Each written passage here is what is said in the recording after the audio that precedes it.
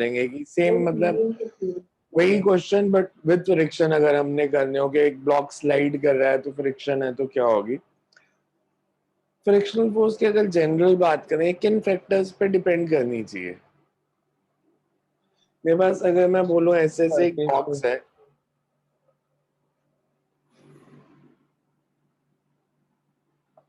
ऐसे एक heavy box है, इसका कुछ वेट है मान लो से 500 kg। मैं इस पे कुछ फोर्स लगाता हूँ F and there is some friction. अगर पहले एक सिंपल बात करें कि मेरे पास एक बॉक्स था 5 kg का, एक 500 kg का, किसको मूव करना आसान है? Sir 5 kg।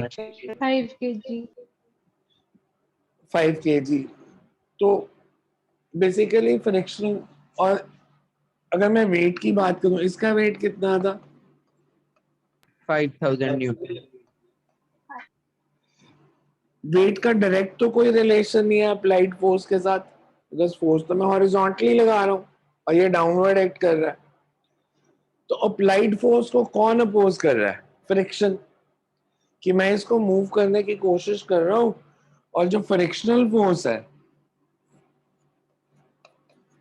वो इस अप्लाइड फोर्स को अपोज कर रही है। तो जब तक मैं इस फ्रिक्शन को ओवरकम नहीं कर लेता, ये ब्लॉक मूव नहीं कर सकता। बट हमें पता है कि इसको मूव करना मुश्किल है, मतलब ये फ्रिक्शनल फोर्स कहीं ना कहीं वेट पे डिपेंडेंट है। वेट डायरेक्टली अपोज नहीं कर रहा, पर फ्रिक्शनल फोर्स ज्यादा होती है अगर वेट ज्यादा हो तो हम ले रहे हैं कि वेट ज्यादा है तो फ्रिक्शनल फोर्स ज्यादा है। बट इसमें एक बहुत इंपॉर्टेंट प्रॉपर्टी आती है कि फ्रिक्शन सेल्फ एडजस्टिंग फोर्स होती है। ये अपना मैग्नीट्यूड एंड डायरेक्शन दोनों खुद से डिसाइड करती है, खुद से चेंज हो जाती है। बिकॉज हम जो फॉर्मूला पढ़ेंगे ना, हम उसमें फॉर्मूला में लिखते हैं कि frictional forces directly proportional to normal reaction. कि जो भी नॉर्मल रिएक्शन होगा, नॉर्मल रिएक्शन क्या था? Force exerted bye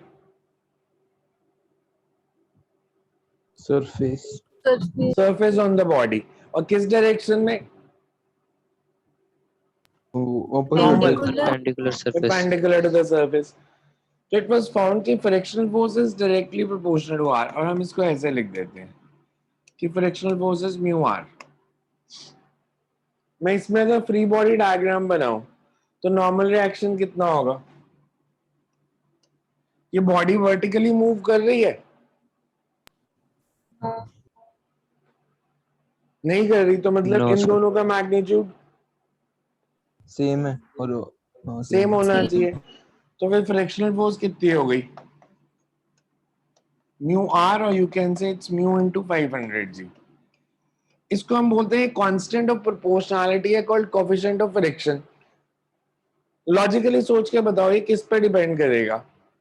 rough surface है तो म्यू ज्यादा होना चाहिए या स्मूथ सरफेस के लिए म्यू ज्यादा होना चाहिए?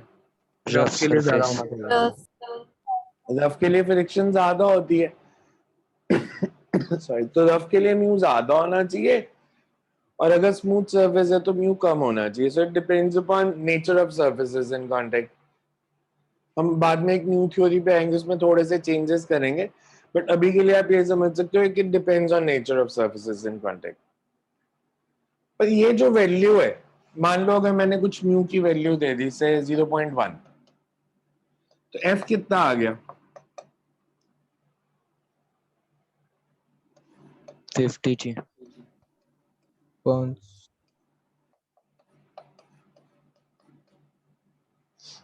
500 न्यूटन।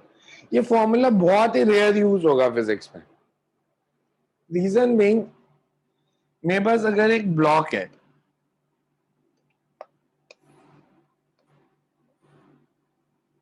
उसका वेट है 500, मैंने इस पे फोर्स लगाई 5 न्यूटन, ये मूव करेगा या नहीं करेगा? म्यू 0.1 है।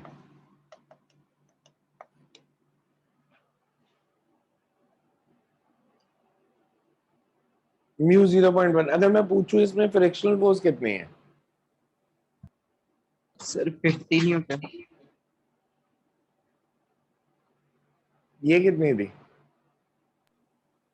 500। मैंने कितनी लगाई है? 5 5। न्यूटन। तो ये 50 बीच में कहां से आ गया? ना आप 5 बोल रहे हो ना 500 बोल रहे हो, आप बोल रहे हो 50। ये 50 कहां से आया? आपका लॉजिक क्या है?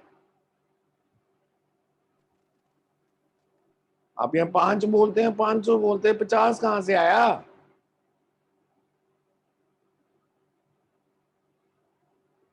मैंने क्यों बोला है फॉर्मूला यूज नहीं होता? इसको ना हम बोलते हैं limiting value of friction.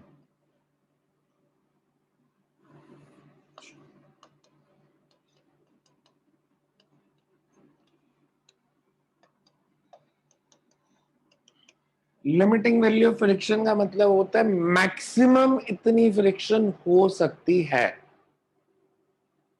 Maximum इतनी हो सकती है। पर अगर मैं फोर्स 5 लगाता हूं तो ये 500 नहीं हो सकती। अगर 500 हो जाती तो क्या होता? फ्रिक्शन की डायरेक्शन क्या होती है? सर बॉडी बैकवर्ड मूव करना। Opposite opposite to opposite applied of force. मैं अगर 5 लगाता है मेरे पे 500 लगाती तो ये बॉडी तो मेरे ऊपर चढ़ जाती, बिकॉज नेट फोर्स 495 इधर आ जाती। तो सेल्फ एडजस्टिंग इसलिए बोलते हैं कि मैं अगर 5 न्यूटन लगाऊंगा ये फोर्स भी, फ्रिक्शन भी 5 ही होगी, ताकि नेट फोर्स 0 और ये बॉडी रेस्ट पे रहे। मैंने 6 न्यूटन लगानी है, फ्रिक्शन भी 6 हो जानी है, and it will remain at rest. ऐसे ही चलता रहेगा जब तक हम 500 तक नहीं पहुंच जाते, बिकॉज वो फ्रिक्शन की लिमिटिंग वैल्यू हो गई, मतलब मैक्सिमम इतनी हो सकती है। तो जब मैं 501 न्यूटन लगाऊंगा तो फ्रिक्शन तो मैक्सिमम 500 ही हो सकती है। तो फिर मेरे पास ये डायग्राम बन जाना था कि मैंने 501 न्यूटन फोर्स लगाई, फ्रिक्शन की मैक्सिमम वैल्यू है 500, तो बॉडी में नेट फोर्स इस डायरेक्शन में आ गई 1 newton, and then this body will move. तो ये अपने आप को एडजस्ट करती रहती है जब तक हम मैक्सिमम वैल्यू तक नहीं पहुंच जाते। इसके लिए हम एक बहुत सिंपल से एक्सपेरिमेंट भी लैब में करने के लिए कहते हैं कि like if you have a table,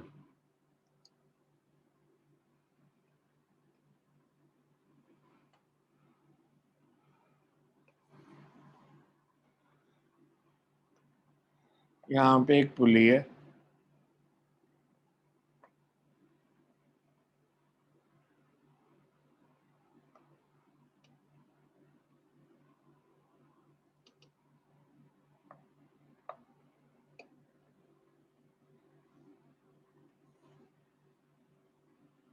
ये कुछ मास कैपिटल है,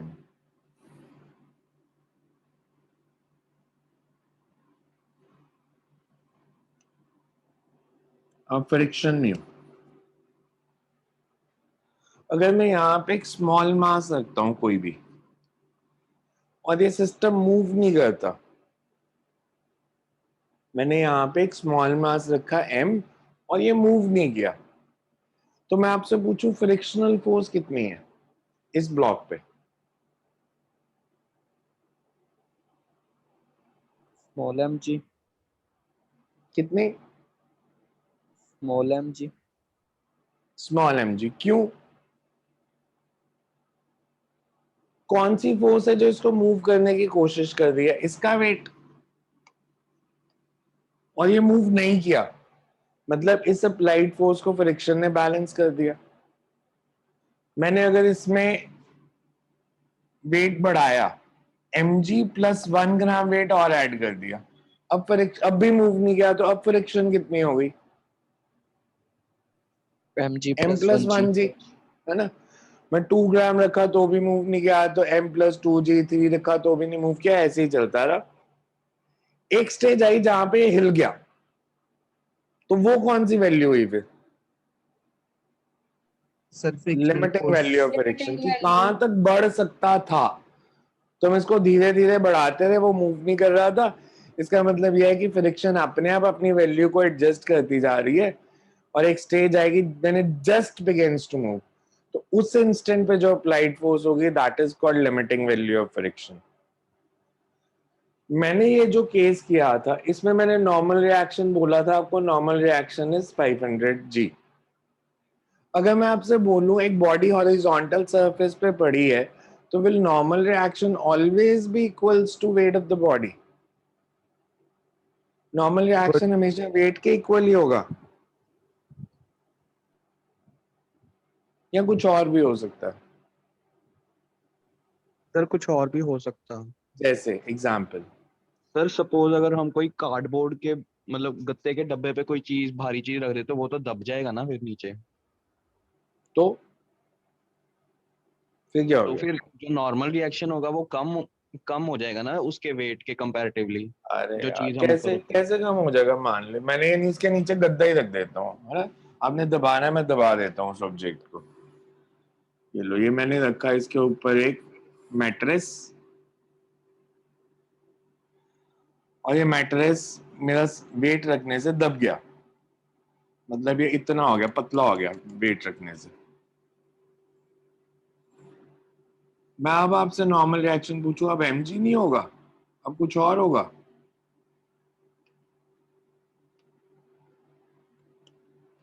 इससे कोई फर्क पड़ रहा है कि नीचे वाला सरफेस दबा है या नहीं दबा है?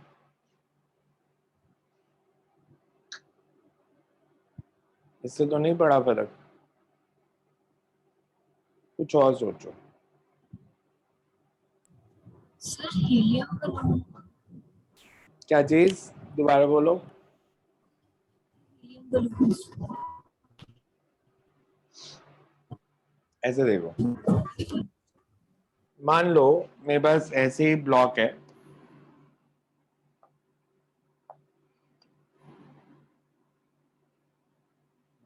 दो ब्लॉक रख लेता हूं मैं।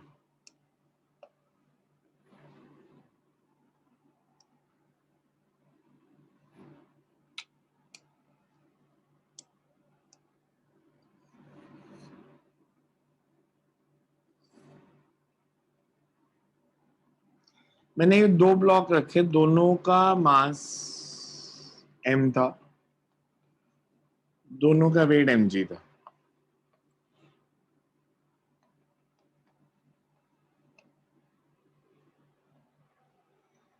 मैंने दोनों पे सेम फोर्स लगाई F at an angle theta with horizontal.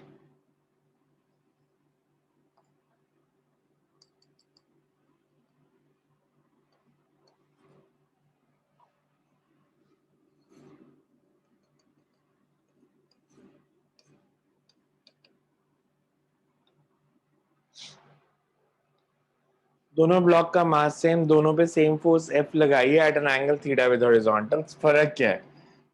ये फर्स्ट फोर्स को हम क्या बोलते हैं जब ऐसे फोर्स लगाते हैं? This is pushing a body and that is pulling up. Pulling a body. तो एक बारी मैंने पुशिंग फोर्स लगाई, एक बारी मैंने पुलिंग फोर्स लगाई, पुल किया बॉडी को, ठीक है? नॉर्मल रिएक्शन सेम है या डिफरेंट है? डिफरेंट। क्यों? वो वर्टिकल कंपोनेंट आ जाएगा ना। ये फोर्स है हॉरिजॉन्टल के साथ एंगल थीटा, दिस इज, इस केस में कंपोनेंट बनाएंगे तो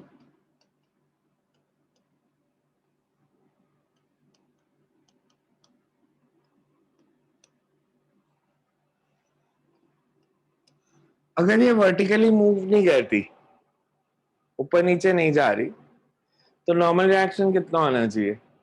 सिर्फ sine theta. mg plus F sign mg mg plus plus F sine theta. इधर क्या होना चाहिए? इधर अपवर्ड फोर्स कितनी है?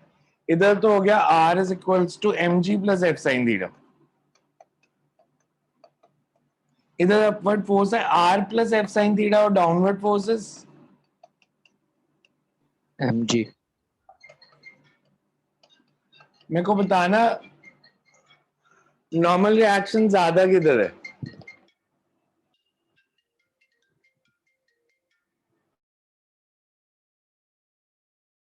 पुशिंग में। पुशिंग।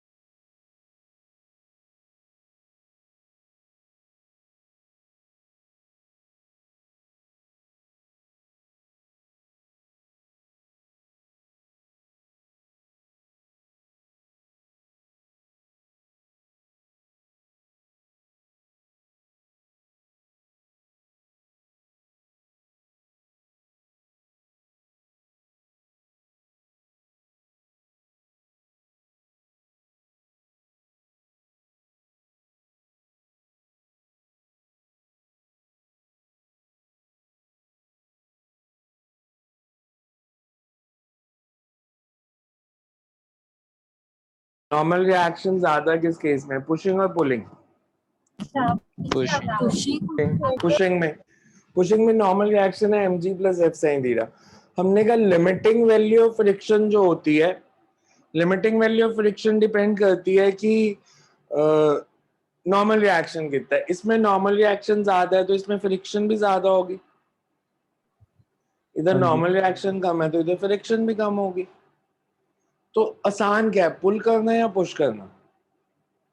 पुल करना। पुल करना। पुल करना।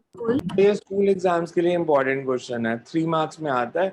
Show that pulling a body is easier than pushing a body. But हमेशा याद रखना कि ये जो म्यू आर फॉर्मूला है, this is not frictional force, this is limiting value of frictional force. Maximum इतनी हो सकती है, इससे कम भी होगी। अगर अप्लाइड फोर्स ही कम है तो फ्रिक्शनल फोर्स भी इससे कम ही होगी। कभी भी फ्रिक्शनल फोर्स अप्लाइड फोर्स से ज्यादा नहीं हो सकती। अब इसमें एक और पॉइंट, अभी तक मैं बात कर रहा हूँ स्टैटिक फ्रिक्शन की। स्टैटिक फ्रिक्शन मतलब जो when two rest are at rest relative to each other। जब हम काइनेटिक फ्रिक्शन पे आएंगे तो काइनेटिक फ्रिक्शन अप्लाइड फोर्स से ज्यादा हो सकती है। अगर अब काइनेटिक भी ज्यादा ना होती, मतलब जैसे मैं आपको एक एग्जांपल दूं, से हमारे पास एक ब्लॉक है जो इंक्लाइन प्लेन से स्लाइड कर रहा है। अगर इंक्लाइन प्लेन से स्लाइड कर रहा है तो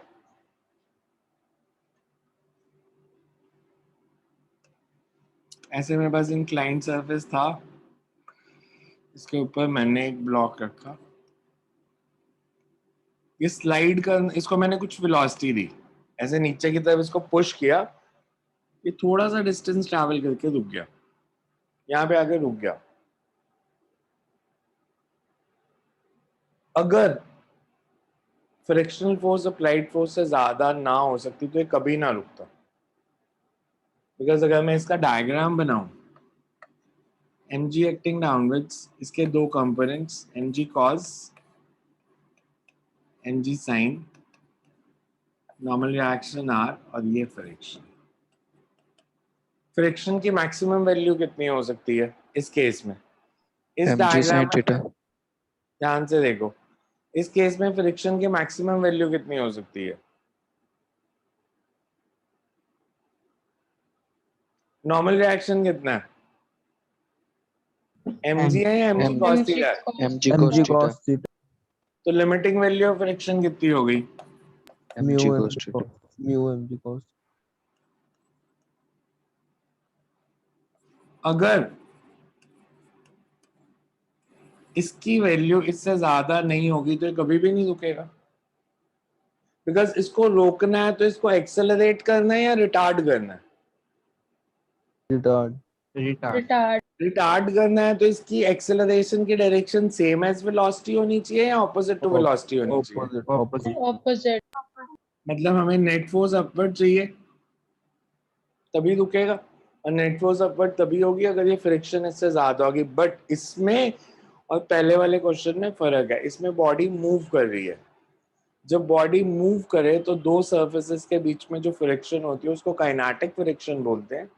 but when two surfaces are rest relative to each other then we call it static friction. Static friction self adjusting होती है, काइनेटिक फ्रिक्शन की एक फिक्स्ड वैल्यू होती है mu mg cos theta. Kinetic friction ऐसे सेल्फ एडजस्टिंग नहीं होती कि अपने आप अपनी वैल्यू बदलेगी।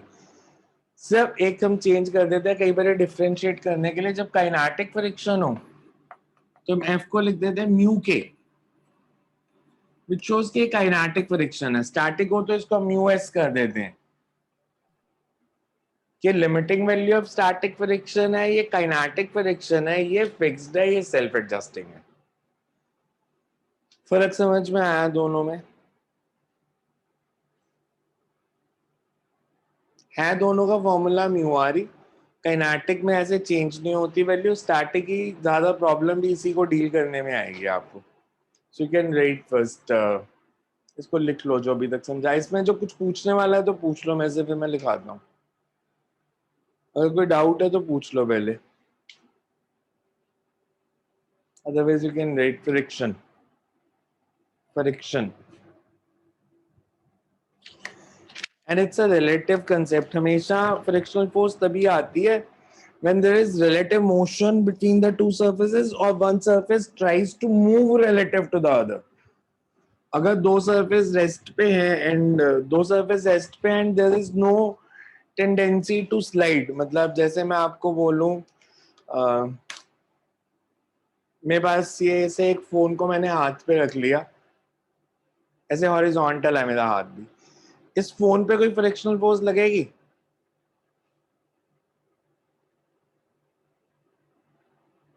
जैसे No, बुक एक sir. टेबल पे पड़ी है, आपके घर में टेबल है, टेबल पे एक बुक पड़ी है, उस पे फ्रिक्शन लग रही है? नहीं।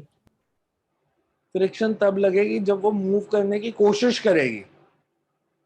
मतलब मेरे पास ऐसे एक से सरफेस है, इसके ऊपर से मैंने ऐसे फोन रख दिया, जब तक ये हॉरिजॉन्टल है ये मूव करने की कोशिश नहीं कर रहा, मैं अगर इसको थोड़ा इंक्लाइन कर दूंगा अब फ्रिक्शन लगेगी? अगर ये इंक्लाइंड है, ऐसे बड़ा है, अगर ये बुक फ्रिक्शनलेस होती तो ये फोन ऐसे पड़ा रह सकता था या स्लाइड कर जाता? स्लाइड कर जाता। मतलब अब फ्रिक्शन लग रही है इसीलिए स्लाइड नहीं कर रहा। तो जब कोशिश करेगा स्लाइड करने की तभी फ्रिक्शन लगेगी, ऐसे हॉरिजॉन्टल सरफेस पे नहीं लगेगी, because phone is not trying to move. Friction acts when there is relative motion और there is some tendency to move. ऐसे ही नहीं लगती फ्रिक्शन, क्योंकि अगर अप्लाइड फोर्स ही नहीं है जो उसको मूव करने की कोशिश करे तो फिर फ्रिक्शन भी नहीं होगी। So it always opposes the tendency to move. और अगर दो सरफेसेस एक ही वेलोसिटी से मूव कर रहे हैं तो भी उनके बीच में रिलेटिव वेलोसिटी जीरो है, तब भी फ्रिक्शन नहीं लगेगी। और फ्रिक्शन हमेशा रिलेटिव मोशन को किल करेगी, इसका मतलब friction tries to kill the relative motion. मतलब उसको रोकने का ट्राई करते हो। रिलेटिव मोशन कब होती है? जब दोनों ब्लॉक्स की वेलोसिटी सेम हो या डिफरेंट हो? डिफरेंट। डिफरेंट हो। डिफरेंट का मतलब है एक की वेलोसिटी ज्यादा और एक की कम है। फ्रिक्शन हमेशा कोशिश करेगी कि जो धीरे चल रहा है उसको थोड़ा सा तेज कर दे, जो तेज चल रहा है उसको थोड़ा सा धीरे कर दे, ताकि उनकी रिलेटिव वेलोसिटी जीरो हो जाए। So it has tendency to kill the relative motion between the bodies. So you can write friction. Whenever a body moves or tends to move,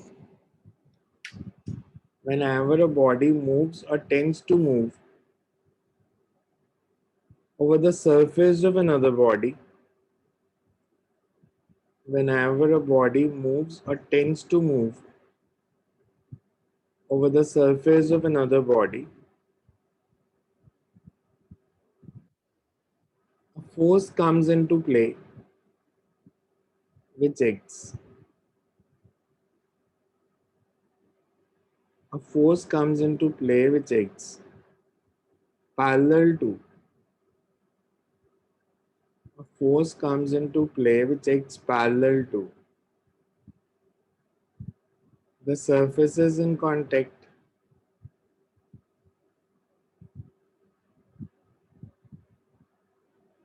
A force comes into play which acts parallel to the surfaces in contact and opposes the relative motion.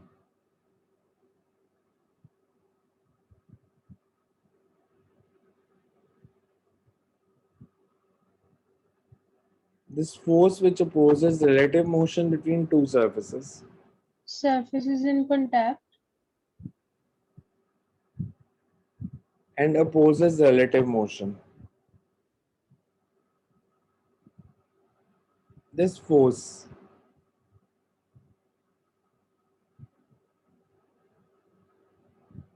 which opposes relative motion between the surfaces is called friction. Sir ये opposite relative motion के example एक दे सकते हैं?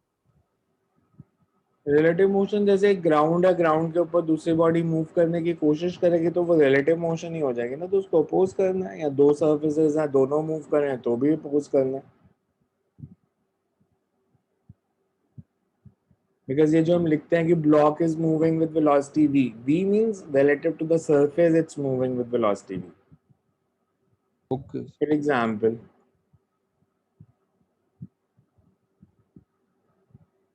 if a block of mass m is placed on horizontal surface,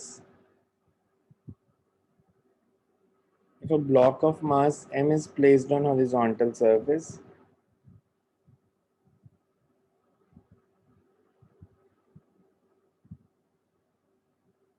and it is gently pushed so that it acquires a velocity u, and it is gently pushed so that it acquires a velocity u.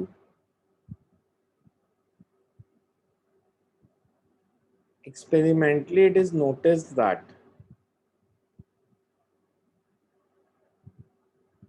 on rough surface, experimentally it is noticed that on rough surface, the block comes to rest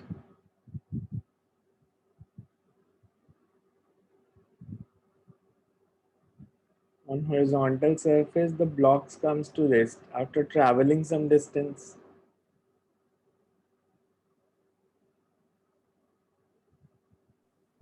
Can you repeat? The block comes to rest after traveling some distance.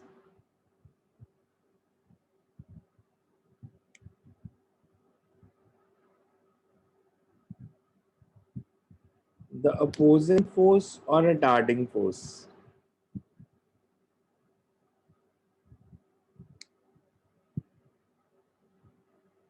The opposing force or retarding force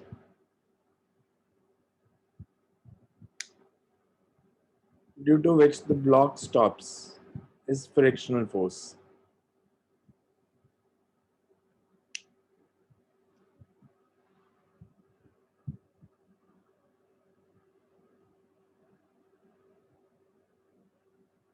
Frictional force can be of two types. Frictional force can be of two types: static friction and kinetic friction. A part लिख लो पहले, static friction, B part kinetic friction. A part static friction, B part kinetic friction.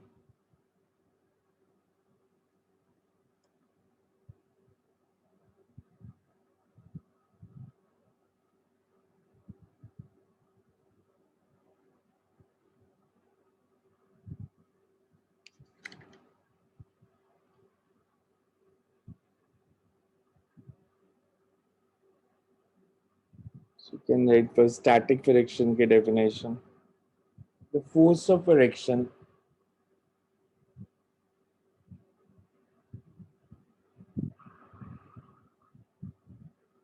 which acts between the two bodies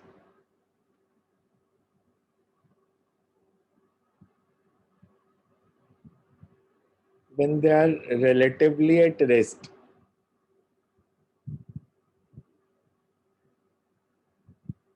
When they are relatively at rest,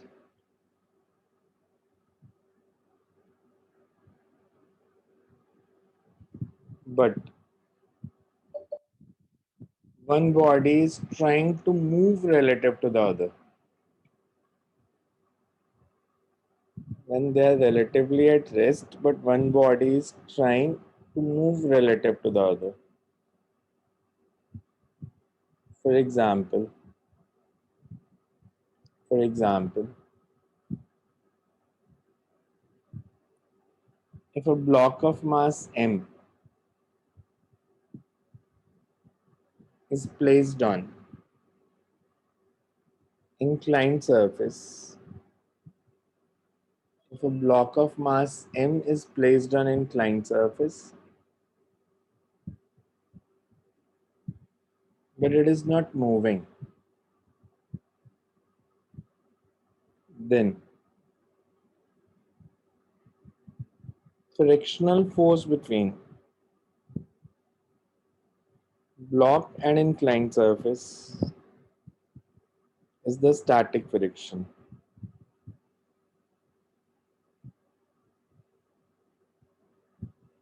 Next paragraph में लिखो. Static friction is a self-adjusting force. Static friction is a self-adjusting force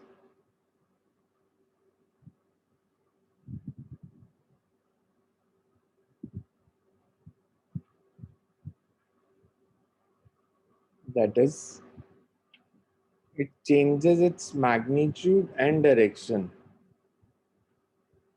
That is, it changes its magnitude and direction according to the force applied on the body.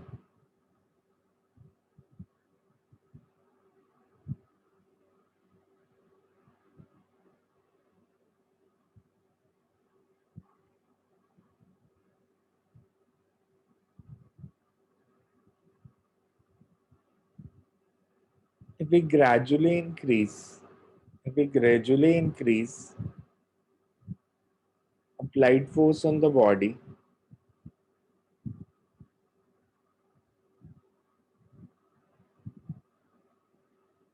which is sir repeat relative, करना.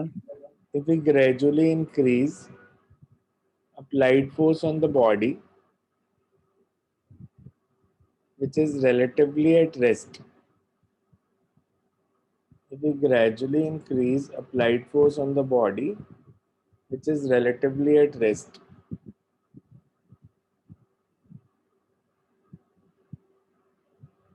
with respect to surface,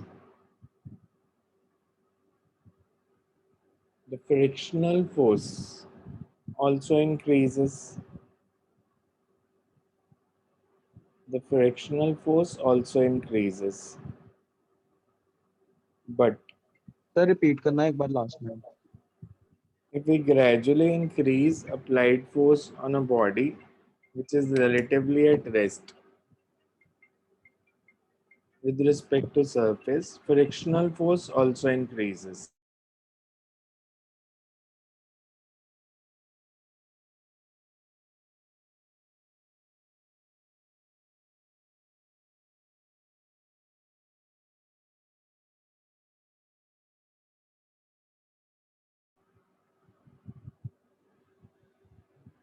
The frictional force also increases, but frictional force cannot increase beyond a certain maximum value. Frictional force cannot increase beyond a certain maximum value.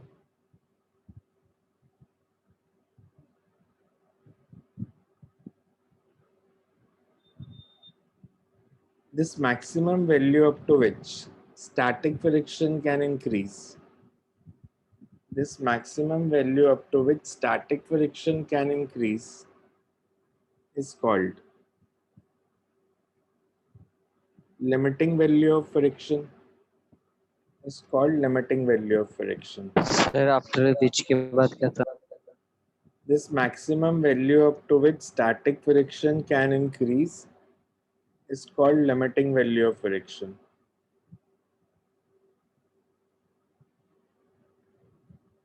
Experimentally, it was found that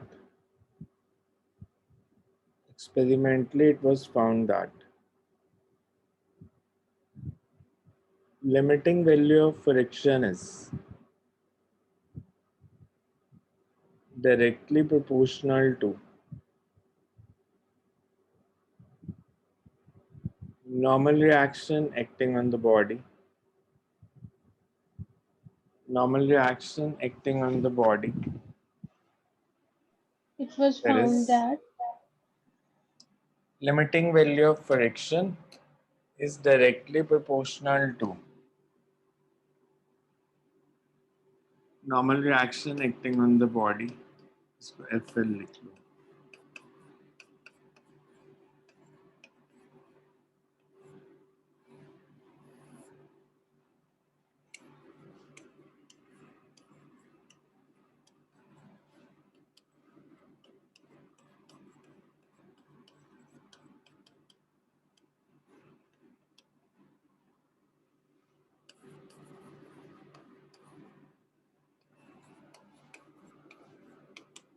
called coefficient of static friction.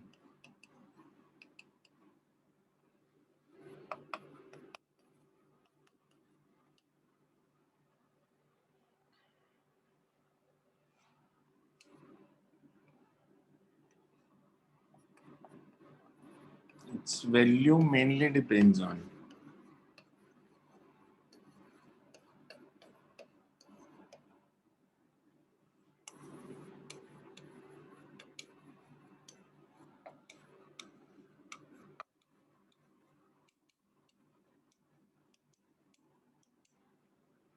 मैं अगर आपसे बोलूं से मान लो if Fa is applied force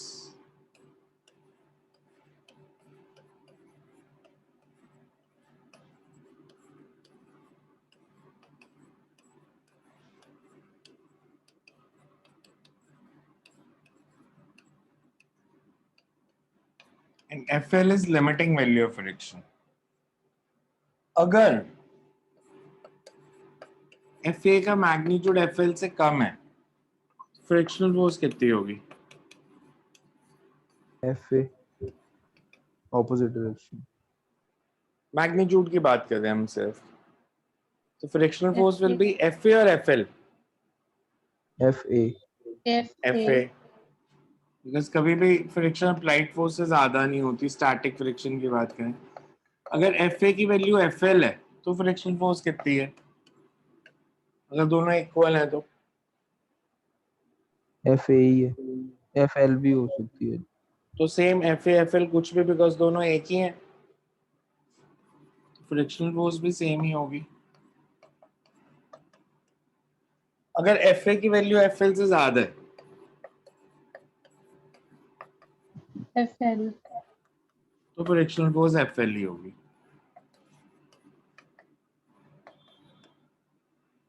अच्छा, इसका graph कई बार आपको आता है बनाने के लिए, तो उसमें थोड़ा सा मैं चेंज करूंगा.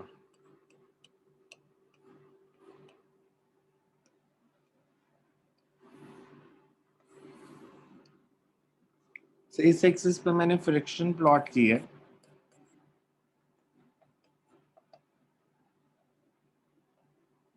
ये लिमिटिंग वैल्यू है. अगर अप्लाइड फोर्स 0 है तो फ्रिक्शनल फोर्स कितनी? 0. 0. अप्लाइड फोर्स 1 है तो फ्रिक्शनल फोर्स भी 1, अप्लाइड 2 है तो फ्रिक्शन भी 2. तो जब तक हम FL तक नहीं पहुंचते इन दोनों का ग्राफ कैसा होना चाहिए? Increasing. बिकॉज दोनों का मैग्नीट्यूड सेम है तो स्ट्रेट लाइन. कि अगर ये मान लो F1 है तो फ्रिक्शनल फोर्स भी F1 ही होगी, ये F2 है तो फ्रिक्शनल फोर्स भी F2, ऐसे ही चलता रहेगा जब तक हम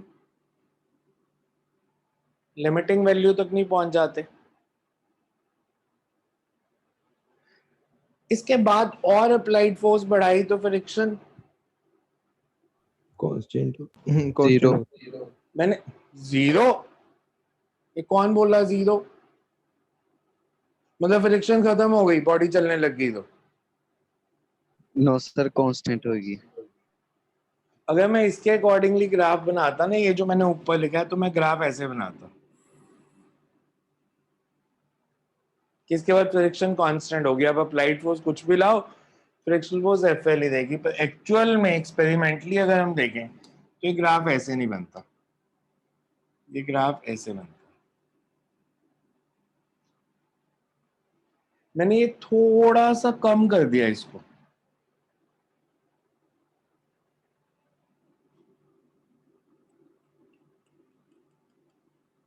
और इसको हम बोलते हैं काइनेटिक फ्रिक्शन. ये लिमिटिंग वैल्यू से थोड़ी सी कम होती है.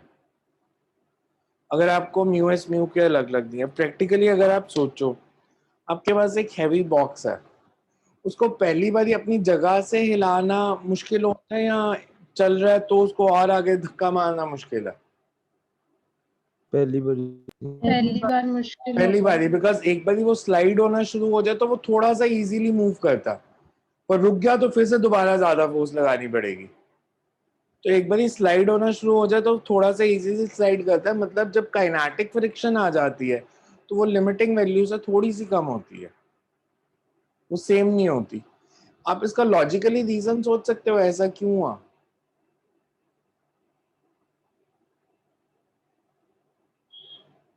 बिकॉज जब दो सर्फेसेस कांटेक्ट में आ जाते हैं, रेस्ट पे होते हैं, they form bonds between their surfaces. तो आपको उन बॉन्ड्स को तोड़ना पड़ता है बॉडी को मूव करने के लिए।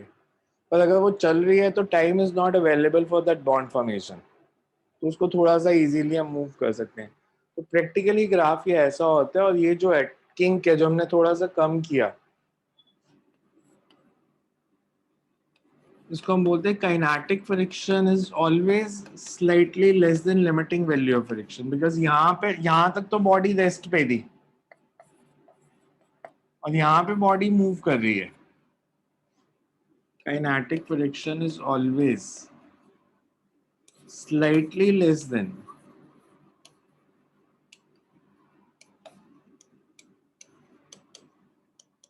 limiting value of friction.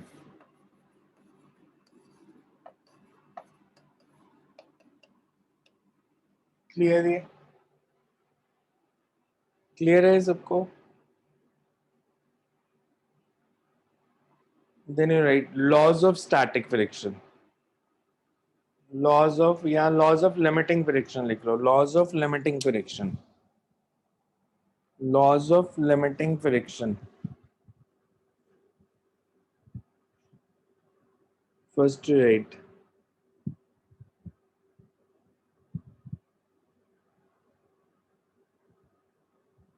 limiting friction is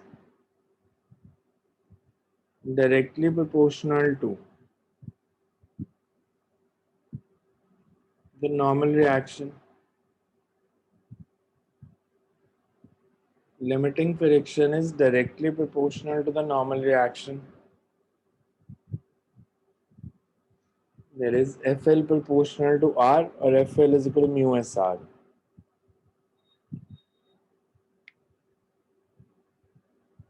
Second,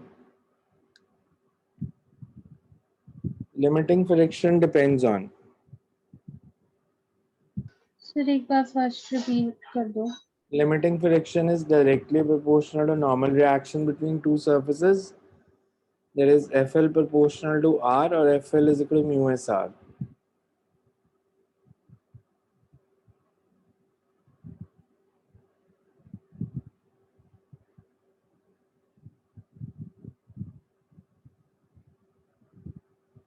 Second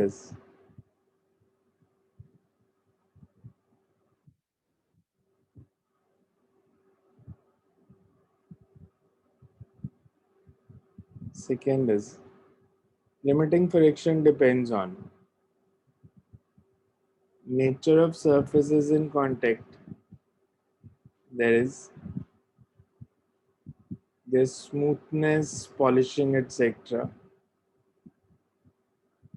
That is their smoothness, polishing, etc.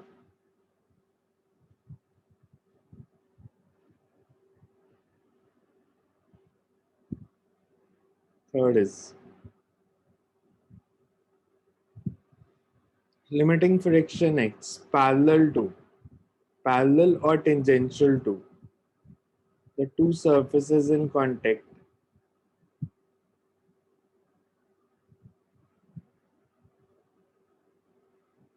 and in direction opposite to the direction in which body is trying to move. And sir in एक बार direction, repeat करना। the limiting friction acts tangential or parallel to the surfaces in contact and in direction opposite to the direction in which body is trying to move.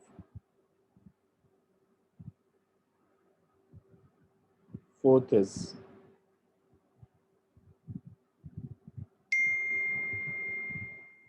the value of limiting friction is independent of the area of contact between the two surfaces.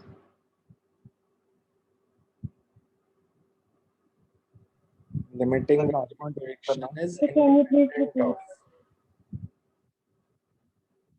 the area of contact between the surfaces.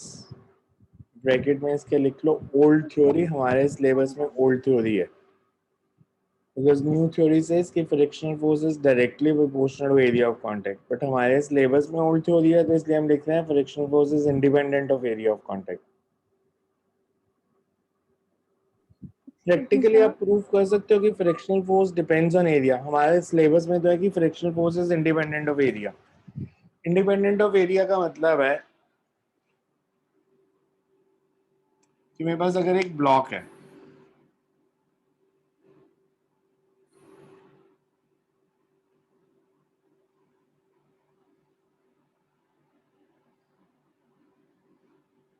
इसको ऐसे रखो या ऐसे रखो, दोनों cases में friction same होगी, but practically इसमें फ्रिक्शन कम होती है. कभी यूज किया है ये कंसेप्ट कि frictional force decreases with decrease in area of contact? Sir ये जब हम बॉडीज को थोड़ा हॉरिजॉन्टली स्लाइड करना होता है, अगर कम एरिया अगर मेरे को इसको पुल करना होता तो बेस्ट ऑप्शन ये थी मैं इसको ऐसे पुल करता, सर यस वो सिर्फ एज कांटेक्ट एक एज पे, बिकॉज इसमें एरिया ऑफ कांटेक्ट और कम हो जाता, तो इसको पुल करना आसान था. कि आपके पास अगर घर में कोई हैवी बॉक्स है, some trunk kind of a thing, उसको पुल करना है तो एक एज पे पुल करते हो तो it's easiest. But again I am repeating, हमारे सिलेबस में ओल्ड थ्योरी है. ओल्ड थ्योरी में तीनों केसेस में सेम ही फोर्स लगनी चाहिए. That's what NCERT says. अब इसमें एक बहुत कंट्रोवर्शियल क्वेश्चन स्कूल टीचर्स पूछ लेते हैं. साइकिल की ब्रेक देखिए सबने कैसी होती है? साइकिल की brake yes yes sir. Yes, sir. कैसी होती, किस मटेरियल की बनी होती है साइकिल की brake? It's a rubber shoe. एक रबर शू होता है which presses against the rim of the wheel. आपको क्वेश्चन आता है कि वो जो रबर का पीस है जिसको हम ब्रेक की तरह यूज करते हैं, जैसे if you use a larger brake shoe will it be more effective? कि अगर हम रबर का पीस बड़ा ले लें तो ज्यादा इफेक्टिव ब्रेक होगी. अब यहाँ पे कंट्रोवर्सी आ जाती है, तो मैं हमेशा सजेस्ट करता हूँ, ये क्वेश्चन बहुत आता है स्कूल्स में, अब दोनों आंसर लिखाना ताकि टीचर को चांस ना मिले गलत करने का. आप लिख देना according to old theory frictional force is independent of area of contact, so both the brakes will be equally effective. But according to new theory, frictional force is directly proportional to area, so larger brakes will be more effective than the smaller brakes. तो आप दोनों answer लिखाना, मतलब rather than confusion के कि आप old theory से लिख दो एंड टीचर कह सकता है मैंने तो एक्सेप्शन पूछी थी, न्यू थ्योरी के अकॉर्डिंगली आंसर करना था, या आप न्यू थ्योरी के अकॉर्डिंगली लिख दो एंड दे से कि हमें तो एनसीईआरटी के अकॉर्डिंगली ओल्ड थ्योरी से लिखना था. तो आप दोनों आंसर लिख के आना हमेशा जब भी ये क्वेश्चन आएगा कि ओल्ड थ्योरी है तो both the brakes will be equally effective, new theory है तो larger brake will be more effective. Then is a term which is referred as angle of repose, या पहले इसका काइनेटिक फ्रिक्शन की डेफिनेशन भी लिख लो. Kinetic friction, kinetic friction, the frictional force between two surfaces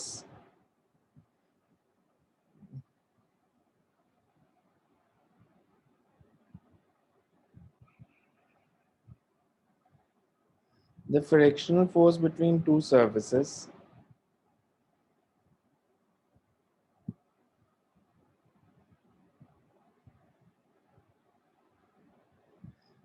frictional force between two surfaces when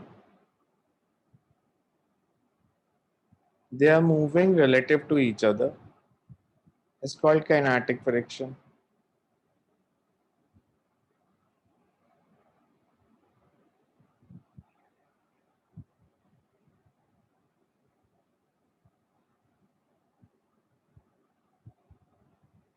The frictional force between two surfaces when they are moving relative to each other is called kinetic friction.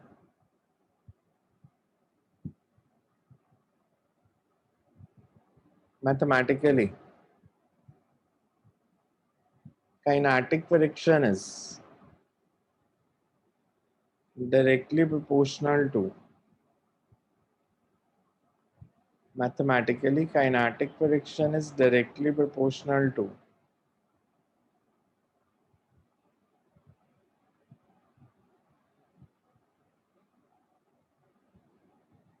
normal reaction.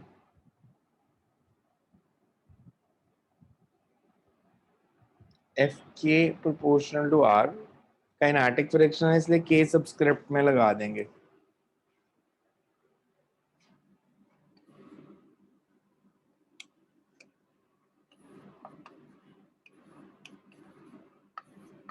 Excuse me sir. हाँ जी.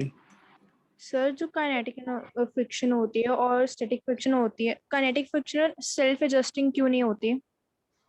Because उसकी fixed value होती है, उसमें applied force भी fixed ही होती है ना, उसमें हम चेंज नहीं कर रहे.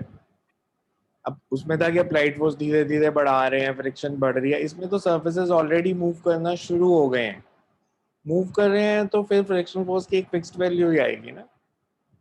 उसमें तो हमने लिया था कि धीरे धीरे फोर्स बढ़ाई, जब तक मूव नहीं करेगा तब तक फ्रिक्शन एडजस्ट करती रहेगी. इसमें तो मूवमेंट शुरू हो चुकी है, तब तो सिर्फ नेचर ऑफ सर्फेसेस पे डिपेंड करेगी, इसलिए सेल्फ एडजस्टिंग नहीं रहेगी. Okay sir. Mu k is constant of proportionality. Mu k is constant of proportionality called coefficient of kinetic friction.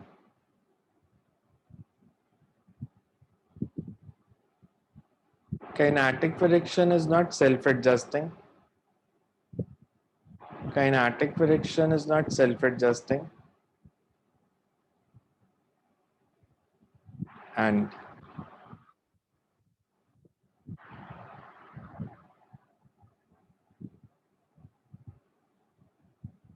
kinetic friction is not self-adjusting.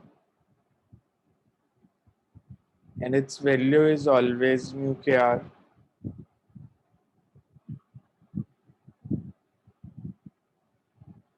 Generally, kinetic friction is less than. Generally, kinetic friction is less than limiting value of.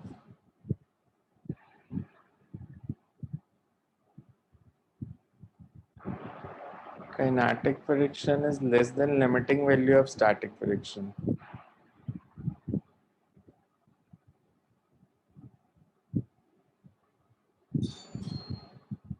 Kinetic friction is less than limiting value of static friction.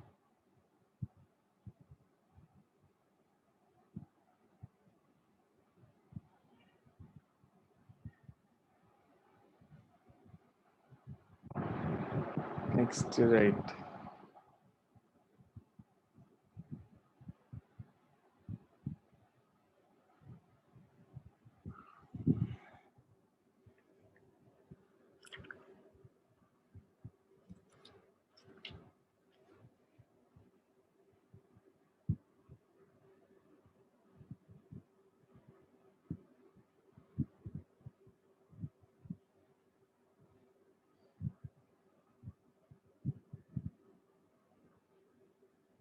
Numerical equilibristic.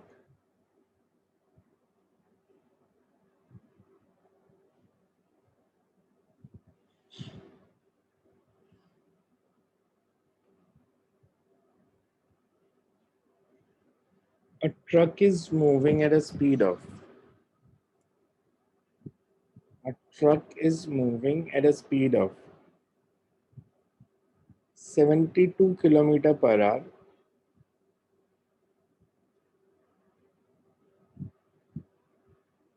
Carries a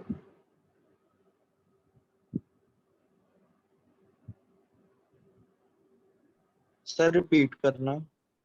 a truck moving at a speed of 72 kilometer per hour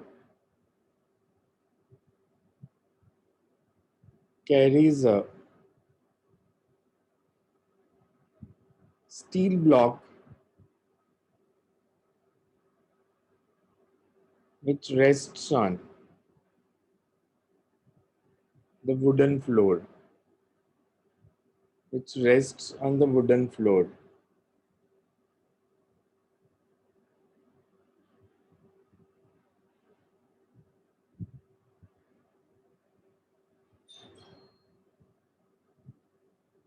What is the minimum time in which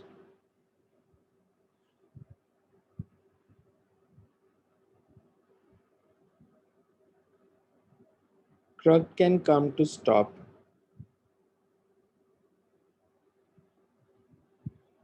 without the block moving forward.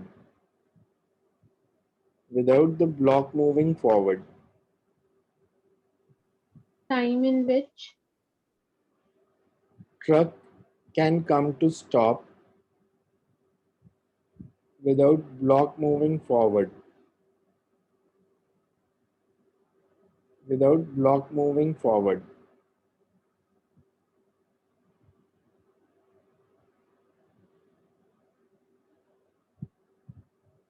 Coefficient of friction between steel and wood is 0.5.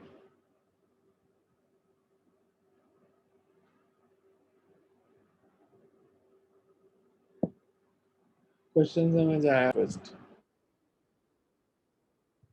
The problem can be solved. The problem can be solved in reference frame of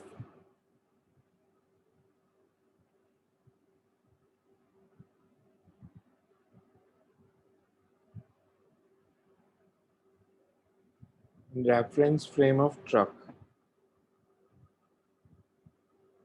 Therefore,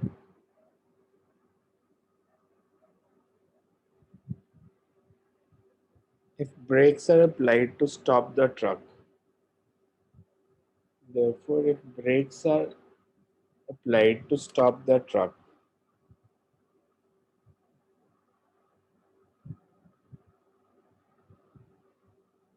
retardation of truck is opposite to the velocity. Retardation of truck is opposite to velocity.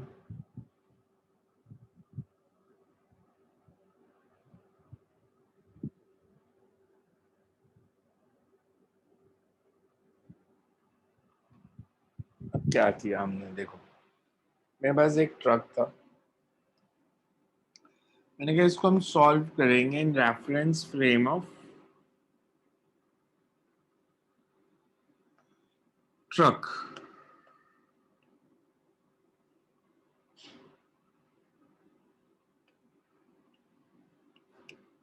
से इधर move कर रहा था with certain acceleration.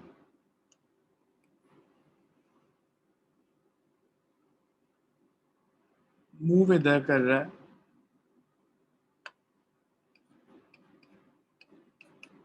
और breaks लगाई तो retardation is backward. इसके अंदर एक स्टील का ब्लॉक पड़ा है,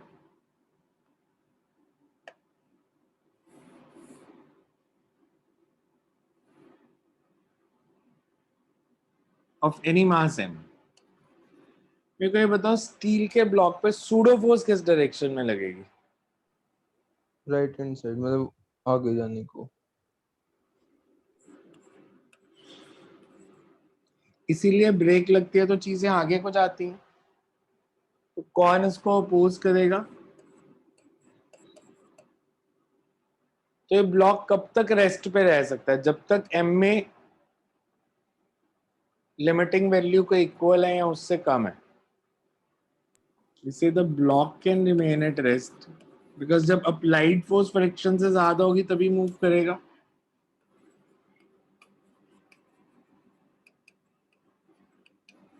Block can remain at rest if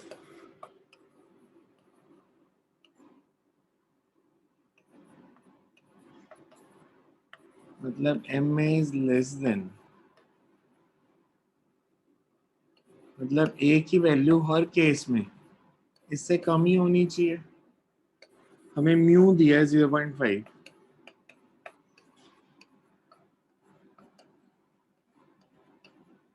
तो a यहाँ तो 5 होना चाहिए या उससे कम. मतलब रिटार्डेशन 5 से ज्यादा नहीं होनी चाहिए. कितने टाइम में ट्रक रुकेगा? अब ट्रक की कैलकुलेशन कर लेते हैं. For truck initial velocity is 72, रोकना है तो फाइनल वेलोसिटी इज 0. ए इससे ज्यादा नहीं होना चाहिए, तो ये मैक्सिमम वैल्यू ऑफ ए है. तो टाइम कितना लगेगा?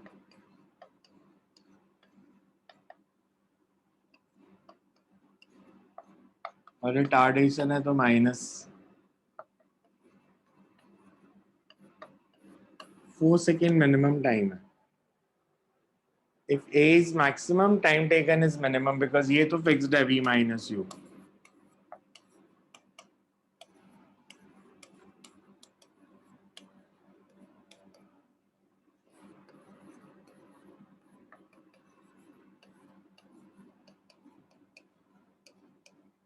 समझ आया? Yes, sir. कि सूडो फोर्स ने मूव करना था तो सूडो फोर्स कभी भी फ्रिक्शन से ज्यादा नहीं होनी चाहिए, नहीं तो वो मूव कर जाएगा. Next.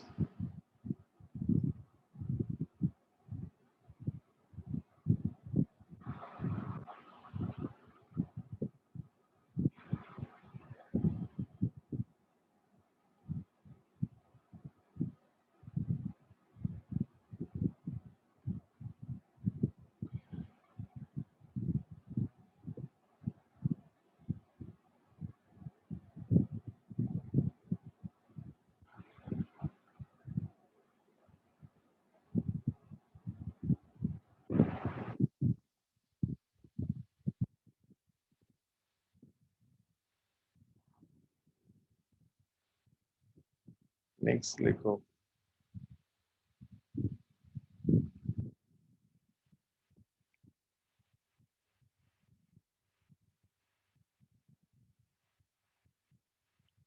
Train is weighing 1000 quintals. A train is weighing 1000 quintals and is running on a horizontal surface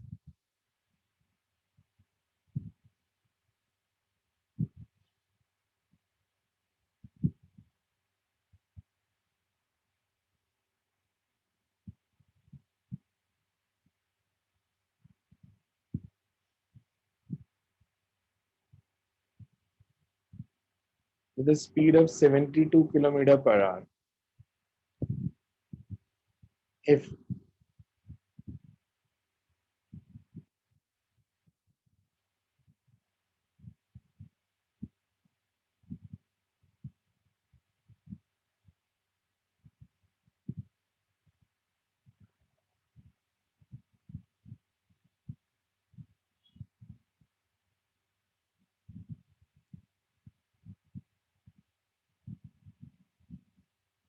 frictional resistance is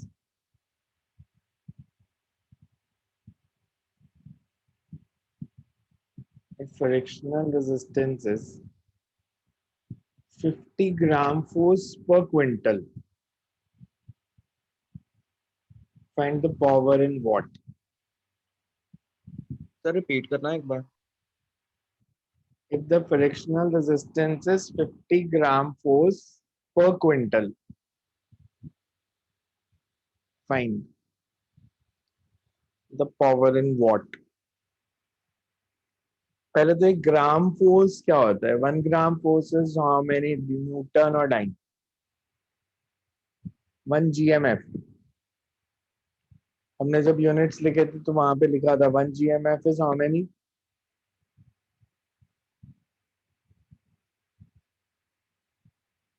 किसको याद है conversion? 1 kgf is how many newtons? 9.8. 9.8. 1 gram force is how many dynes? 980. So 1 gram force is 980 dynes. हमें दिया है friction is 50 GMF पर quintal. तो पर quintal की 50 GMF है तो 1000 क्विंटल की कितनी हो जाएगी?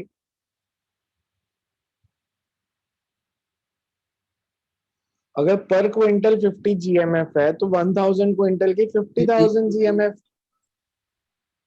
उसको डाइन्स में चेंज कर लो और फिर न्यूटन में चेंज कर लो. पावर क्या होता है? Power is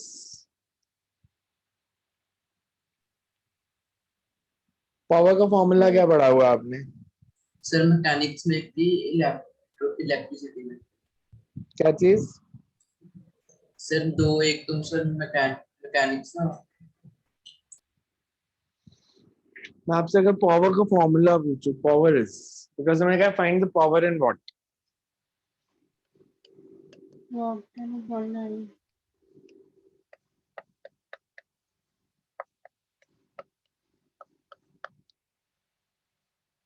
work is force into displacement upon time.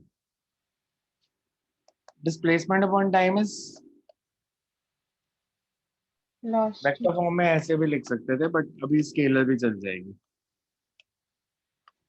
Vector form में से it's f dot v, scalar is f, force into velocity.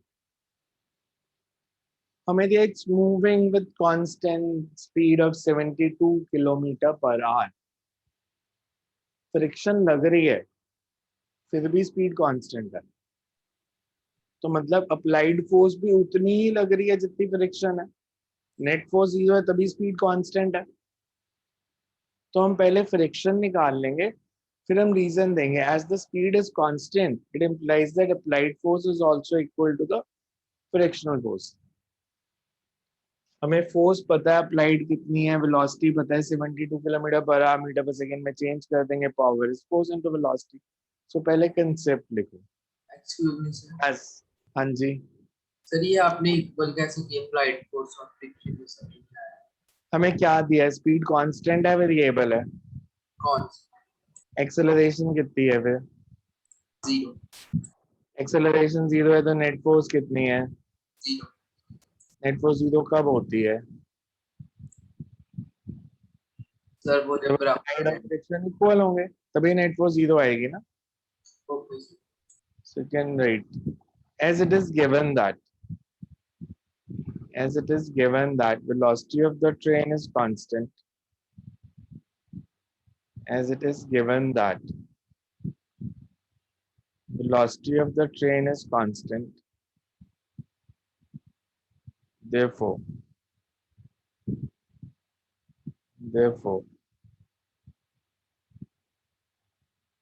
net force on the train is also constant, therefore net force on the train is also constant, and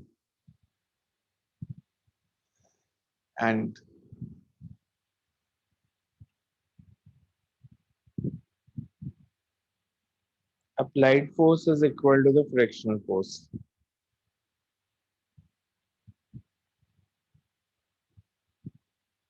Frictional force per quintal is 50 gmf. Frictional force per quintal is 50 gmf. Therefore, for a train of 1000 quintals,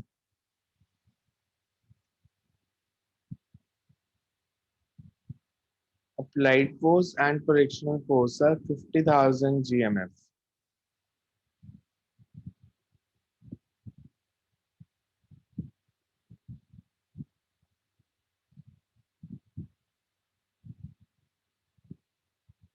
Or F is equal to 50,000 into 980 dynes. अब इसको Newton में change करो और फिर velocity से multiply करो और answer बताओ. बिकॉज पावर इन वॉट निकालनी है तो एसआई में निकालना है हमने, इसीलिए हमको कन्वर्जन करनी पड़ रही है, because answer should be in SI. हमें वॉट में पावर निकालने के लिए कहा.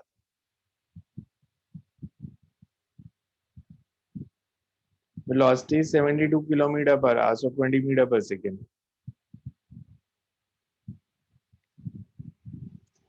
Power is force into velocity.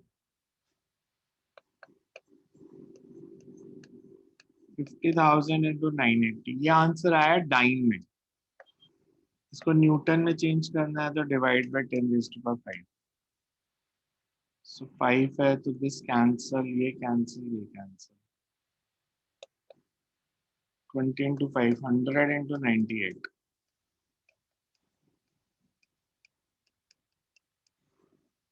There is the power. 9800 watt.